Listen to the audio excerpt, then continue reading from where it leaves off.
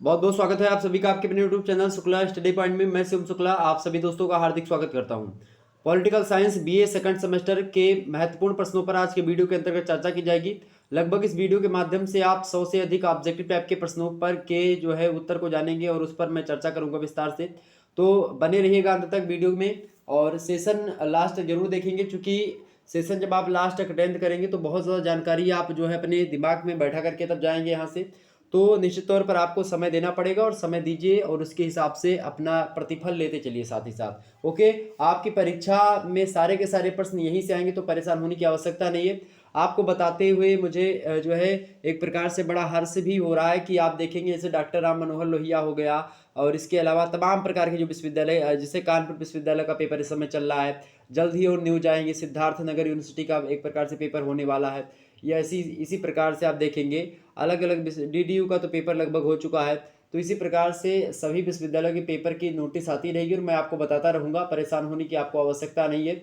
और सभी यूनिवर्सिटीज़ के लिए यही मॉडल पेपर आपका कंपलसरी है। कहने का मतलब ये है कि सभी यूनिवर्सिटीज़ का सिलेबस सेम ही है, तो आपको अब परेशान होने की आवश्यकता नहीं कि सर जी सिलेबस कैसा है, इसमें आएगा इसमें नहीं आएगा, सारी यूनिवर्सिटीज़ में आएगा। ओके, ये बात ध्यान रखिएगा। अब किसी में ऑब्जेक्टिव मॉडल पेपर आएगा, किसी में लिखित मॉडल पेपर आएगा। तो ऑब्जेक्टिव का मैं दे रहा हूँ। इससे पहले 2 मॉडल पेपर ऑलरेडी ऑब्जेक्टिव के अवेलेबल हैं, आप लोग देख लीजिएगा। हर सब्जेक्ट के प्लेलिस्ट बनाई दी हमने हर सब्जेक्ट की, उसमें आपको ऑब्जेक्टिव टाइप के मॉडल पेपर और लिखित टाइप के मॉडल पेपर आपको मिल जाएंगे।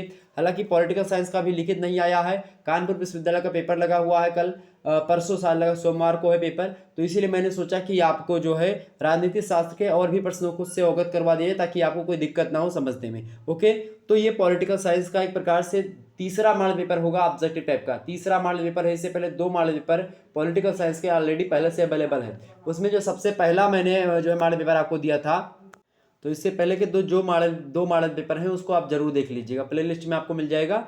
और इससे पहले एक मॉडल जो सबसे पहले वीडियो मेरी आई थी उसमें हमने 10 चैप्टर के महत्वपूर्ण प्रश्नों को शुरुआती बता दिया। जैसे कि पहला चैप्टर आपका क्या है, राजनीति विज्ञान की परिभाषा, प्रकृति और क्षेत्र से जो बनने वाले प्रश्न हैं, यानी कि डेफिनेशन और नेचर एंड जो स्कोप होता है पॉलिटिकल साइंस का, उससे जो प्रश्न ऑब्जेक्टिव टाइप के बनने थे उसको मैंने बता दिया था। इसके अलावा दूसरा चैप्टर के यानी कि राजनीतिक विज्ञान की जो अध्ययन पद्धतियां, उनसे बनने वाले महत्वपूर्ण प्रश्नों पर चर्चा कर ली थी। इसके अलावा राजनीति विज्ञान का अन्य सामाजिक विज्ञानों के साथ क्या संबंध है, इससे जो प्रश्न बनने वाले थे चैप्टर 3 से, उसको बता दिया था। चौथा चैप्टर आपके यूनिवर्सिटी में शामिल है राजनीति विज्ञान के अध्ययन के दृष्टिकोण यानी उपागम, तो उनके बारे में भी जो बनने वाले प्रश्न थे उसके बारे में मैंने चर्चा कर ली थी।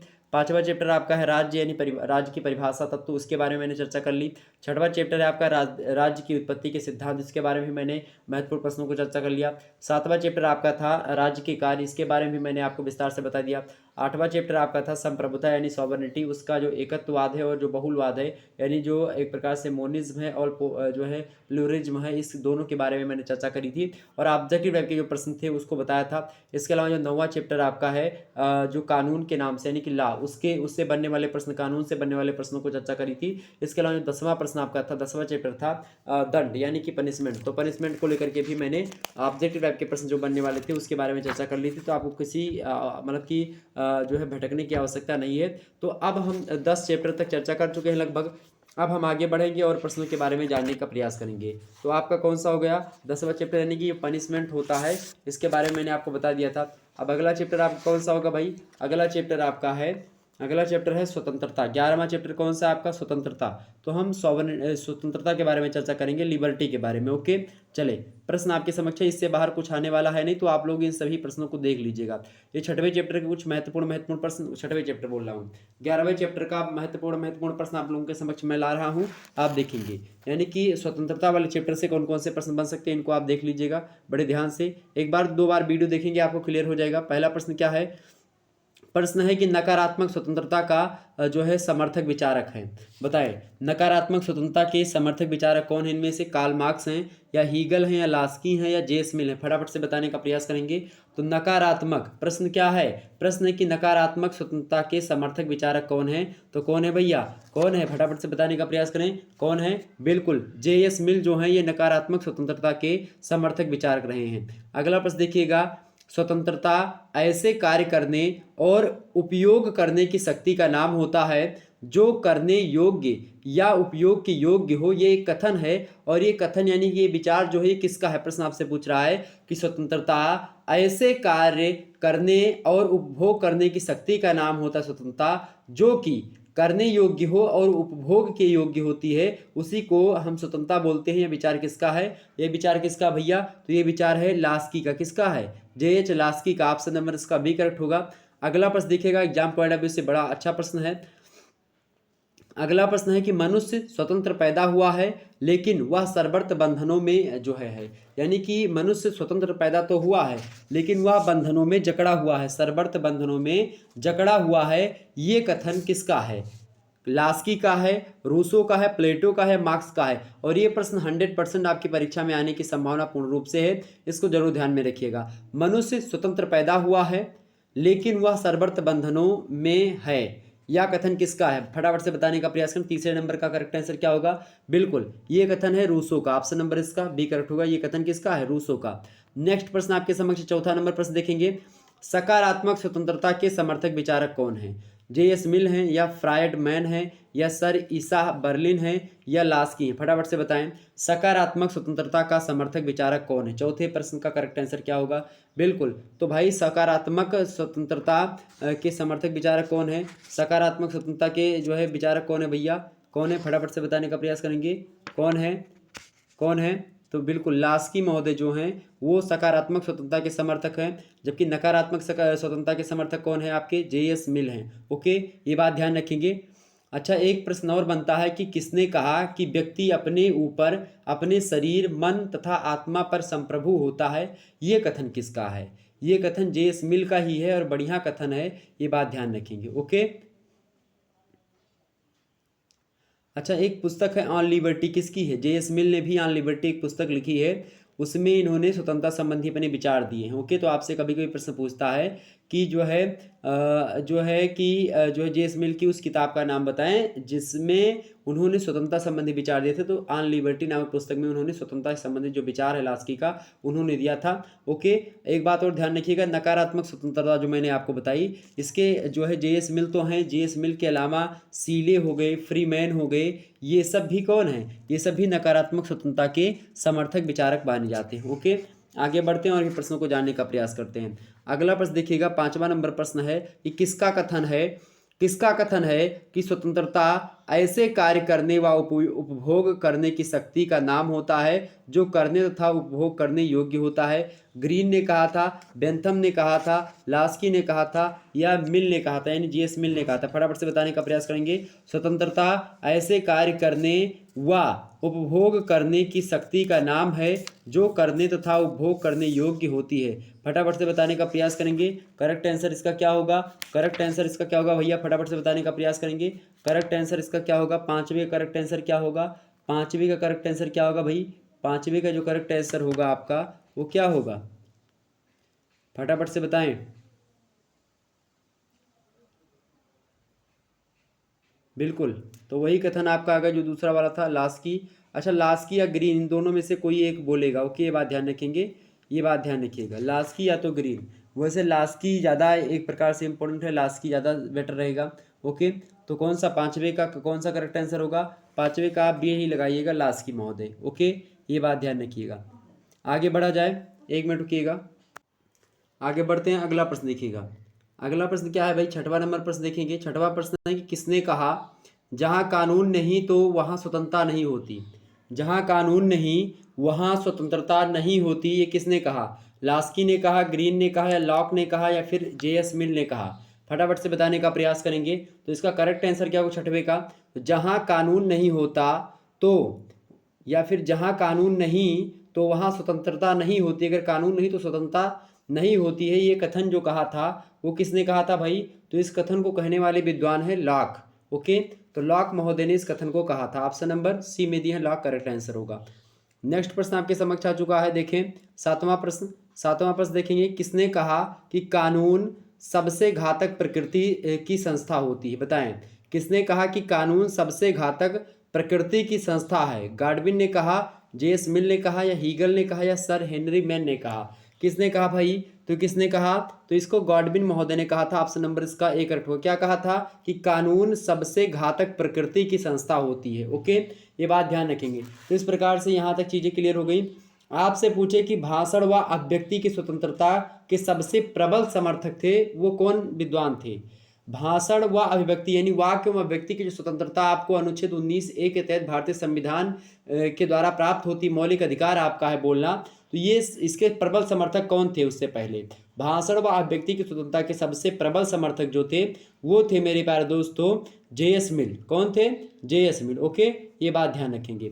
आगे बढ़ते हैं। जो अगला चैप्टर आपका है 12 नंबर चैप्टर, उसका नाम क्या है? तो 12वें चैप्टर में आप क्या पढ़ते हो भाई?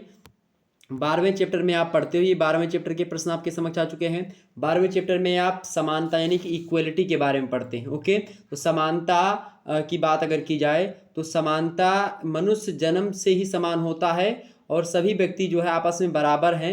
यही बात जो है समानता की द्योतक कहीं ना कहीं पे कही जाती है। समानता को लेकर के अलग अलग विद्वान अलग अलग तरीके से चीज़ें बताते हैं।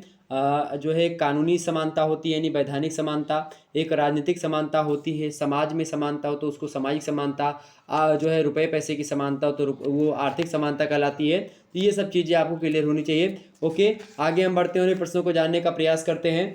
आगे देखिएगा, अगला प्रश्न आपके समक्ष क्या है? अगला प्रश्न है कि भारतीय संविधान के किस अनुच्छेद में अस्पृश्यता को अवैध घोषित किया गया है? तो अनुच्छेद 17 जो है ना, उसी में जो है घोषित किया गया। अनुच्छेद 17 जो है ये अस्पृश्यता का अंत करता है, यानी कि अनटचबिलिटी, एक प्रकार से जो भारत में छुआछूत जैसी व्यवस्था थी उसको समाप्त करता है। या फिर एक मौलिक अधिकार है कि किसी व्यक्ति को अगर कोई व्यक्ति छू लेता है तो उसको लेकर के जो मतभेद था पहले वो नहीं रहेगा। ये इसका मौलिक अधिकार है कि हर व्यक्ति को टच कर सके। ऐसा नहीं कि जबरदस्ती जाकर के किसी को टच करो। ये जो छुआछूत वाले मामले में जो टच होता था इसको लेकर के जो पहले जो है एक प्रकार से जो परंपरा थी या प्रथा थी उसको एक प्रकार से अवैध घोषित कर दिया गया, यानी कि वो वैधानिक नहीं है। तो अस्पृश्यता का अंत कर दिया गया है। किस अनुच्छेद के तहत? अनुच्छेद 17 कहता है कि अस्पृश्यता खत्म हो गई भारत में। ओके, ये बात ध्यान रखेंगे, ये मौलिक अधिकार है प्रत्येक व्यक्ति का।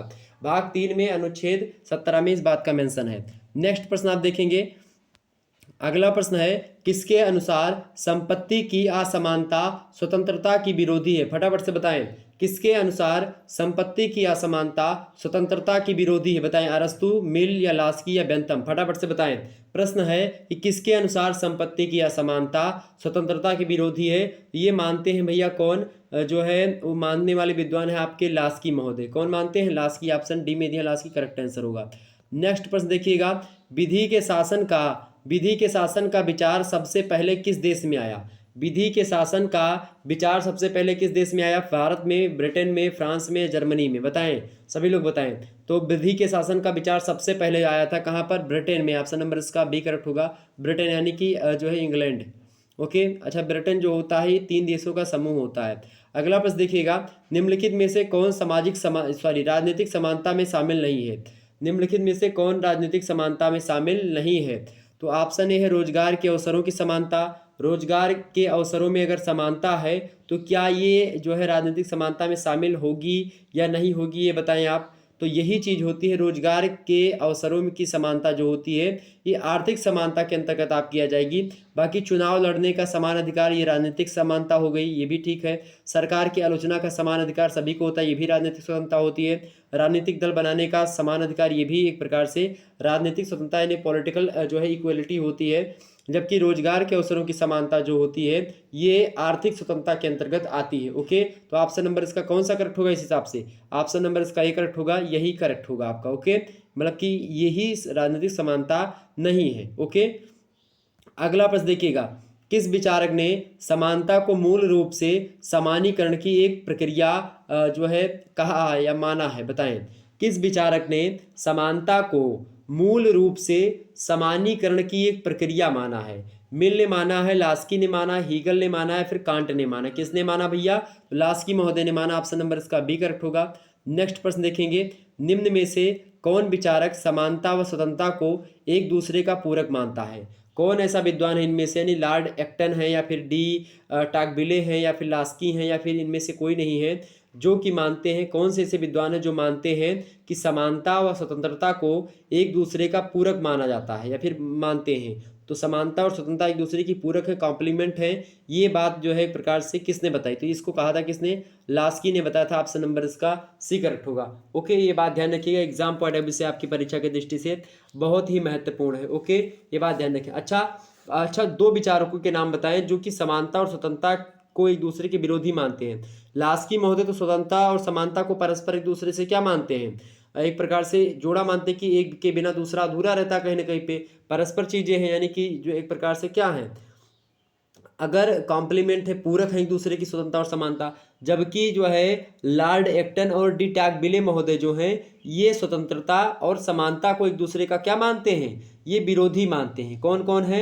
लॉर्ड एक्टन और डी टैगबिले महोदय स्वतंत्रता और समानता को एक दूसरे के क्या मानते हैं भैया? विरोधी मानते हैं। ओके, ये बात ध्यान रखेंगे। आगे बढ़ा जाए।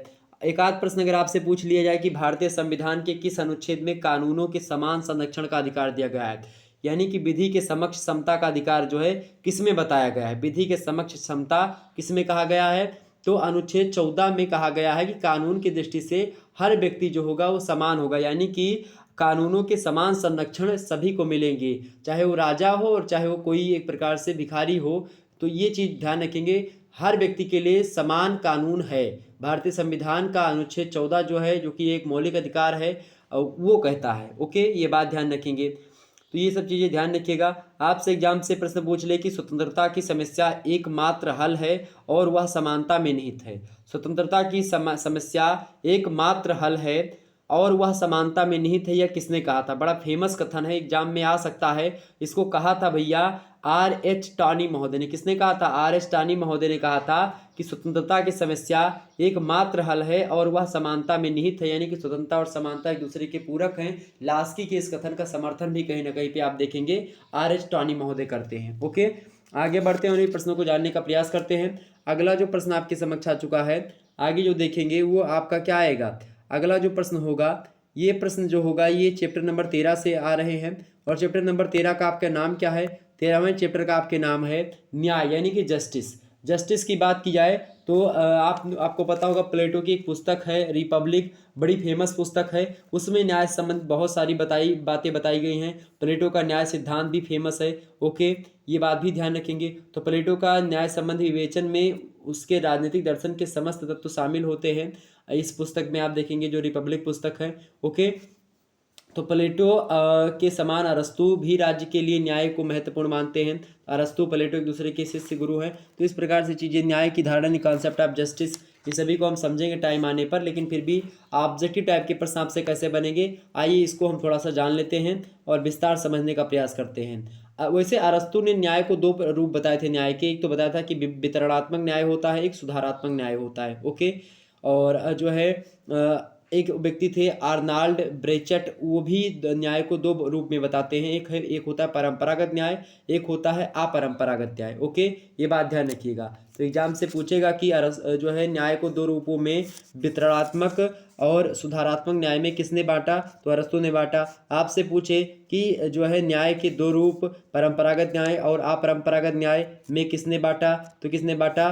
तो भैया बांटा था उसको आर्नाल्ड ब्रेचट महोदय ने। ओके, आइए प्रश्नों की ओर बढ़ते हैं और समस्याओं को हम मतलब कि और प्रश्नों के उत्तर को जानने का प्रयास करते हैं। फटाफट से देखेंगे सभी लोग। भाई देखें, प्रश्न आपके समक्ष है। देखें 13वें चैप्टर का पहला प्रश्न कि प्लेटो ने अपनी किस कृति में न्याय सिद्धांत का प्रतिपादन किया है? बताएं, प्लेटो ने अपनी किस कृति में न्याय सिद्धांत का प्रतिपादन किया है? स्टेटस मैन पुस्तक में, या लॉज में, या रिपब्लिक में, या जो है गोर्जियस में? किस में किया भैया?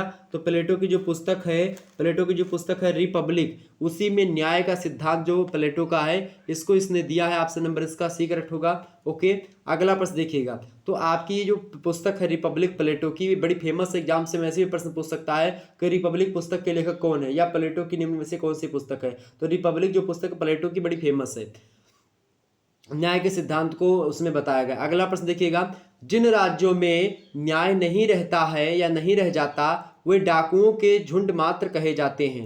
यानी ऐसा राज्य या ऐसा समाज जहां पर न्याय नहीं रह जाता है वो डाकुओं के झुंड मात्र कहे जाते हैं। यह कथन किसका है? यह कथन कहा था क्या संत थॉमस एक्विनास ने कहा था, या दांते ने कहा था, विचारक है दांते, या अगस्टाइन ने कहा था, या फिर प्लेटो महोदय ने कहा था? किसने कहा था? फटाफट से बताने का प्रयास करेंगे। तो भैया जिन राज्यों में न्याय नहीं रह जाता वे डाकुओं के झुंड मात्र कहे जाते हैं, यह कथन कहा था ऑगस्टाइन महोदय ने। ऑप्शन सी में दिए हैं, करेक्ट आंसर यही होगा। नेक्स्ट प्रश्न आगे बढ़ते हैं। अगला प्रश्न आपके समक्ष आ चुका है। तीसरा प्रश्न देखिए 13वें नंबर चैप्टर का।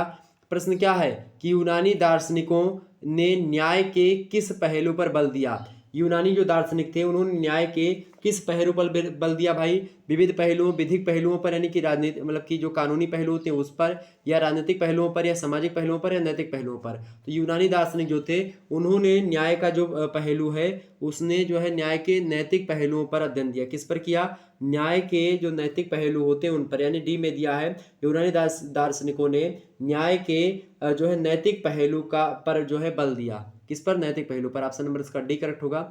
अगला प्रश्न देखिए, चौथा नंबर प्रश्न आपके समक्ष है कि प्रारंभिक वस्तुओं का वितरण समान होना चाहिए। प्रारंभिक वस्तुओं का वितरण समान होना चाहिए जब तक कि असमान वितरण प्रत्येक के लिए लाभकारी ना हो। निम्नलिखित में से कौन सा एक समानता की उक्त संकल्पना का प्रतिपादक है? मोस्ट इंपोर्टेंट प्रश्न है ये जो है। बताएं, ये कथन किसने कहा था? एक समानता की उक्त संकल्पना का प्रतिपादक कौन है? बताएं। प्रारंभिक वस्तुओं का वितरण समान होना चाहिए जब तक कि असमान वितरण प्रत्येक के लिए लाभकारी ना हो। इस कथन को कहने वाले जो विद्वान हैं वो है मेरे प्यारे दोस्तों जॉन राल्स महोदय। कौन है? जॉन राल्स महोदय इस कथन को कहते हैं, ये इस सिद्धांत के प्रतिपादक हैं। अगला प्रश्न देखिएगा, 5वां नंबर प्रश्न आपके समक्ष है। अरस्तु के अनुसार न्याय के दो प्रकार कौन कौन से? बताएं। अरस्तु के अनुसार न्याय के दो प्रकार कौन कौन से हैं? मैंने अभी अभी आपको बताया था कि वितरणात्मक और सुधारात्मक, ये न्याय के जो है दो रूप बताए। किसने? अरस्तु ने। ऑप्शन नंबर इसका ए करेक्ट होगा। अगला प्रश्न देखिएगा, अर्नाल्ड ब्रेचट ने किस पुस्तक में अपने न्याय सिद्धांत का उल्लेख किया है? तो किस पुस्तक में अर्नाल्ड जो है अर्नाल्ड ब्रेचट महोदय ने किस पुस्तक उसके बारे में बताया था? तो एक प्रकार से एक बताया था परंपरागत और एक बताया था अपरंपरागत न्याय। क्या क्या बताया था? परंपरागत न्याय एक होता है और एक अपरंपरागत न्याय होता है। दो रूप उन्होंने बताया था जो है अर्नाल्ड ब्रेचट महोदय ने। तो अपनी किस पुस्तक में न्याय के सिद्धांत का इन्होंने उल्लेख किया है? पॉलिटिकल जस्टिस में, पॉलिटिकल थियरी में, या थियरी ऑफ जस्टिस में, या फिर डिस्ट्रीब्यूटिव जस्टिस में? बताने का प्रयास करेंगे। तो अर्नाल्ड जो ब्रेचट महोदय हैं इन्होंने जो न्याय का एक प्रकार से सिद्धांत दिया, उस न्याय के सिद्धांत को, इनकी एक पुस्तक है उसका नाम है पॉलिटिकल थियरी। तो उस पुस्तक में इन्होंने जो है अर्नाल्ड ब्रेचट ने अपनी पॉलिटिकल थियरी पुस्तक में न्याय के सिद्धांत का उल्लेख किया है। ऑप्शन नंबर इसका बी करेक्ट होगा। अगला प्रश्न देखिएगा, 7वां नंबर प्रश्न आपके समक्ष है।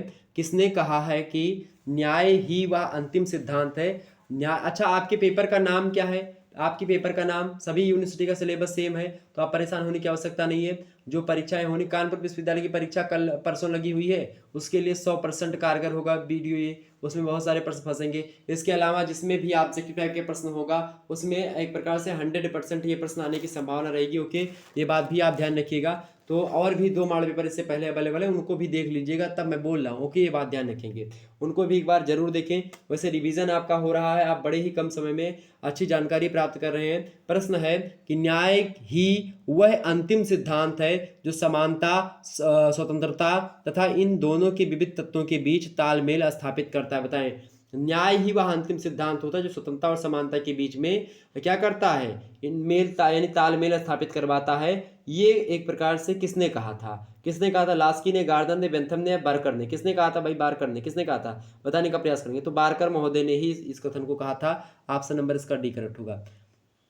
अगला प्रश्न देख लीजिए, 8वां नंबर प्रश्न है। आर्नोल्ड ब्रैचट ने न्याय के दो रूप कौन से बताए? मैंने आपको बताया था परंपरागत और अपरंपरागत। ऑप्शन नंबर इसका बी करेक्ट होगा। ओके, तो 8वें करेक्ट आंसर क्या होगा? Option number B. अगला प्रश्न देखिएगा, principle of social and political theory, इस पुस्तक के लेखक कौन है? मोस्ट इंपोर्टेंट पुस्तक है principles of social and political theory. इस पुस्तक के लेखक है मेरे प्यारे दोस्तों, कौन है?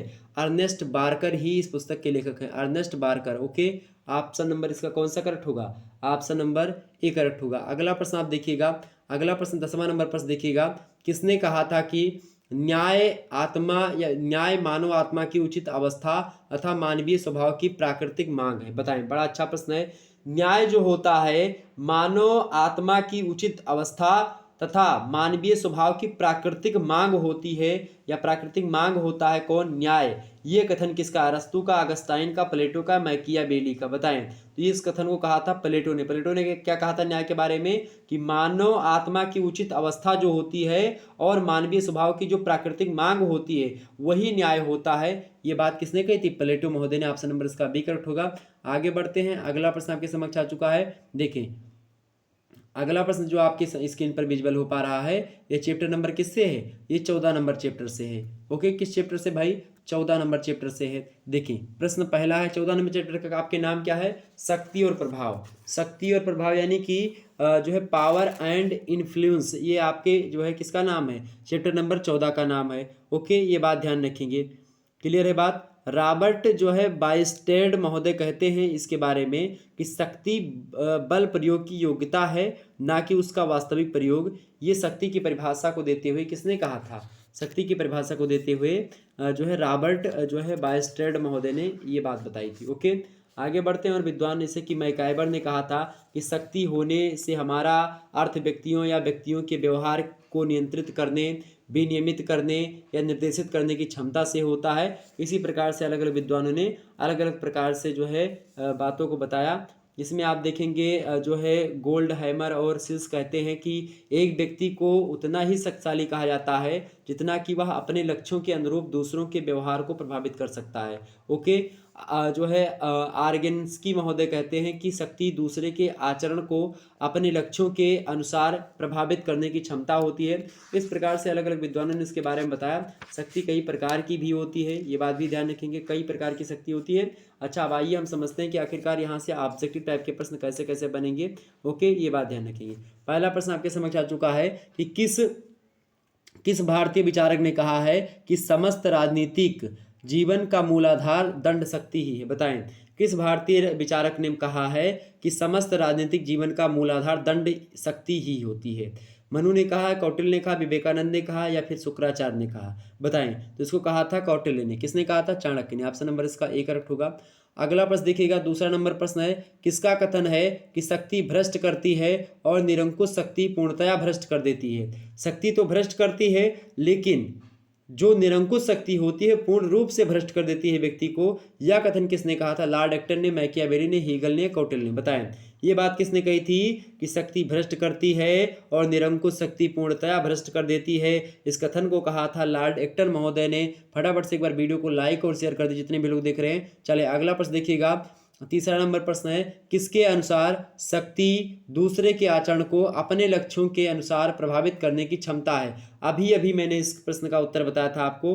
बताएं, फटाफट से बताने का प्रयास। इस कथन को किसने कहा था? जो है बिस्मार्क ने, हीगल ने या आर्गेन्स्की ने या लॉर्ड एक्टन ने? बताने का प्रयास करेंगे। इसका करेक्ट आंसर क्या होगा तीसरे का? बिल्कुल आर्गेन्स्की महोदय। ये कथन इन्हीं का अभी भी मैंने बताया था कि शक्ति दूसरे के आचरण को अपने लक्ष्यों के अनुसार, शक्ति क्या होती है? दूसरे के आचरण को अपने लक्ष्यों के अनुसार प्रभावित करने की जो क्षमता होती है उसी को शक्ति कहते हैं। जब आप किसी दूसरे के आचरण को अपने लक्ष्य के हिसाब से उसको ढाल देते हैं, अपने लक्ष्य के हिसाब से उससे कार्य करवाते हैं, तो वही चीज़ होती है कि अपने लक्ष्य के हिसाब से उसको मैंने प्रभावित कर दिया और प्रभावित करने के बाद में वो मेरे लक्ष्यों के प्रति जो है झुका हुआ है। तो उस प्रकार की क्षमता जिस व्यक्ति के अंदर होती है तो उसी क्षमता को हम शक्ति बोलते हैं। ऐसा कहा था आर्गेन्स्की महोदय ने। अगला प्रश्न चौथा नंबर, कौन कब क्या और कैसे प्राप्त करता है नामक पुस्तक के लेखक कौन है? बताएं। बढ़िया प्रश्न है, बहुत ही अच्छा प्रश्न है। प्रश्न क्या है कि कौन कब क्या और कैसे प्राप्त करता है, ये पुस्तक किसने लिखी है? प्रश्न बड़ा ही अच्छा है। कौन कब क्या और कैसे प्राप्त करता है, ये पुस्तक का नाम है पूरा का पूरा। इस पुस्तक के लेखक कौन है? हीगल हैं या मैकियावेली या कैटलिन या फिर हेरोल्ड लासबेल? करेक्ट आंसर इसका क्या होगा चौथे का?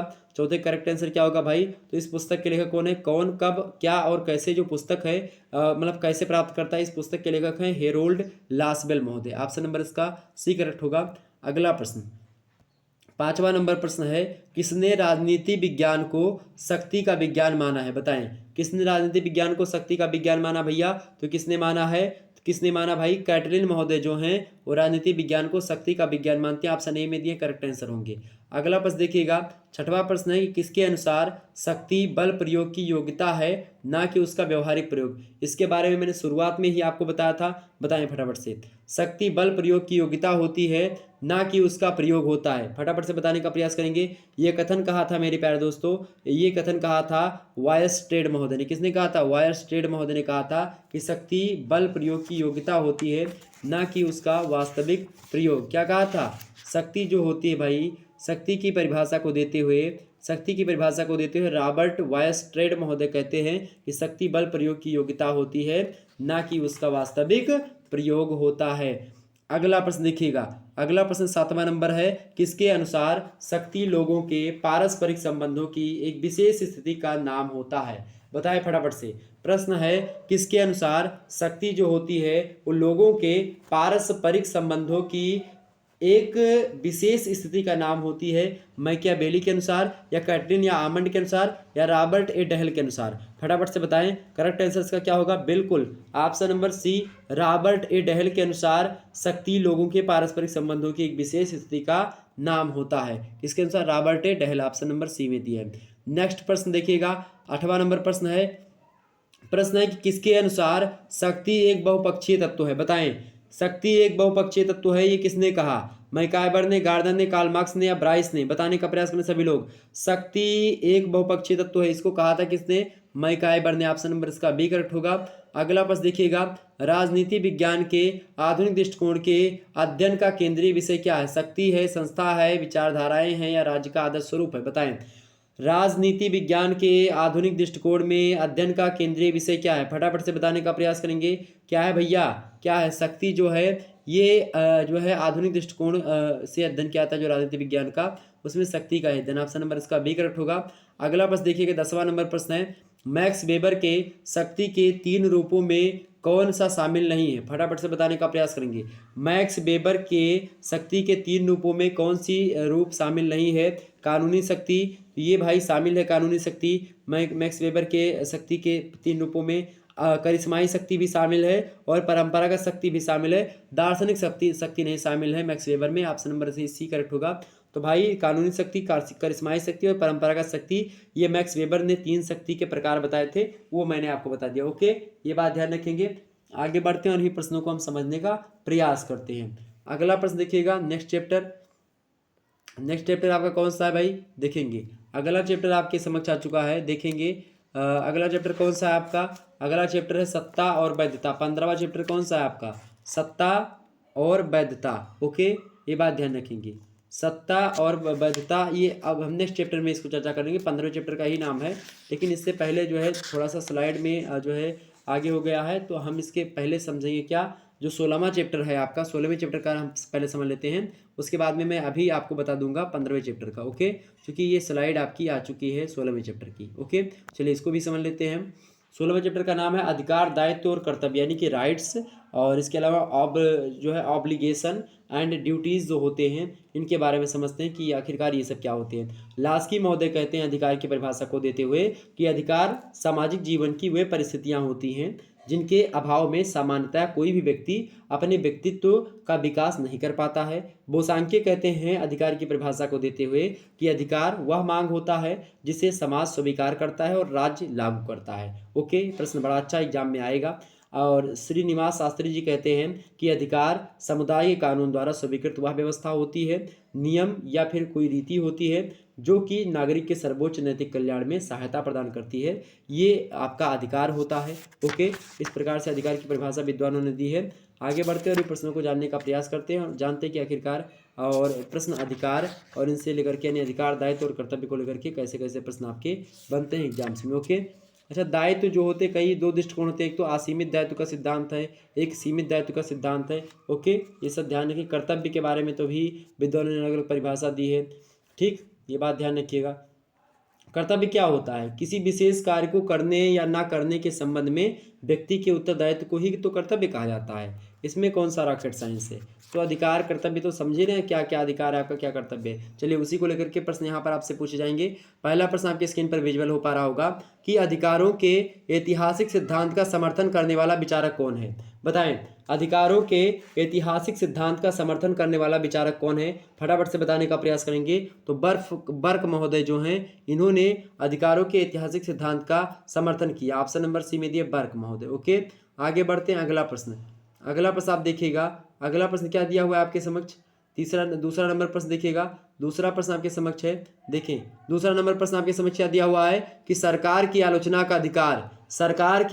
का अधिकार किसे है? नागरिक अधिकार है, मतलब सरकार की आलोचना करने का अधिकार नागरिक अधिकार है, प्राकृतिक अधिकार है, राजनीतिक अधिकार है या नैतिक अधिकार है? बताएं, अगर आप सरकार की एक प्रकार से क्या करते हो, सरकार की आलोचना करते हो, तो ये कौन प्रकार का आपका अधिकार है?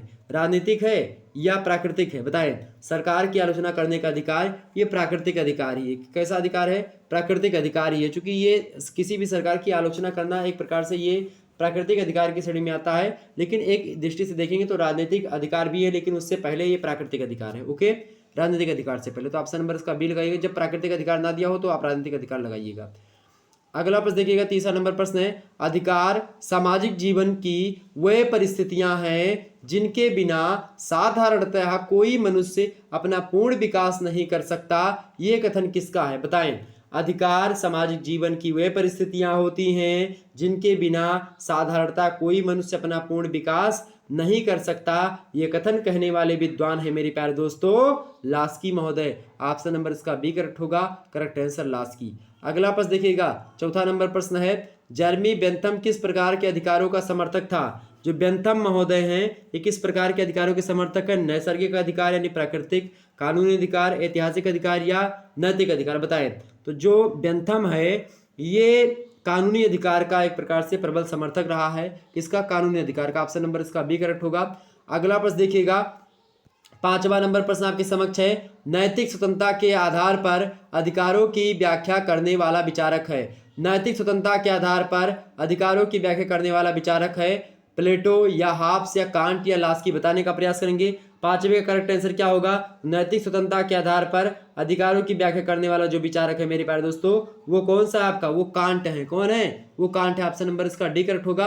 आगे बढ़ते हैं। अगला प्रश्न देखिएगा, छठवां नंबर प्रश्न आपके समक्ष है कि जीवन, स्वतंत्रता और संपत्ति के अधिकार की बात करने वाला विचारक कौन है? बताने का प्रयास कर सभी लोग फटाफट से।